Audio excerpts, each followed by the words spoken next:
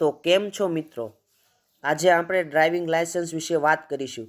અને તમને તો ખબર જ હશે કે આજના સમયમાં ડ્રાઇવિંગ લાયસન્સ તમારી પાસે હોવું જરૂરી છે અને તે કઢાવવા માટે ખૂબ જ સરળ પ્રક્રિયા છે. અને હવે ખાસ કરીને ડ્રાઇવિંગ લાયસન્સ કઢાવવું જ છે તો એના માટે માન્ય પુરાવો તો જોશે જ ને. તે પુરાવો ચાલો એકઠા કરી લઈએ.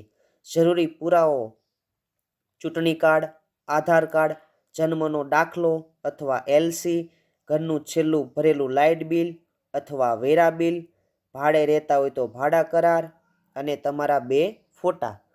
ત્યારબાદ તમારે લર્નિંગ લાયસન્સ માટે ગૂગલમાં સર્ચ કરવું, ઈ પરિવહન. ત્યારબાદ તમને પેલી જ વેબસાઇટ બતાવશે. ત્યાં જશો એટલે તમને ખ્યાલ આવી જશે કે ફોર્મ કઈ રીતે ભરવું. અને તમારે સૌ પ્રથમ કોમ્પ્યુટર પ્રશ્નોત્તરી રહેશે અને તે પૂર્ણ કરવાની રહેશે. ત્યારબાદ તમને ટ્રાય આપવાનું જણાવશે.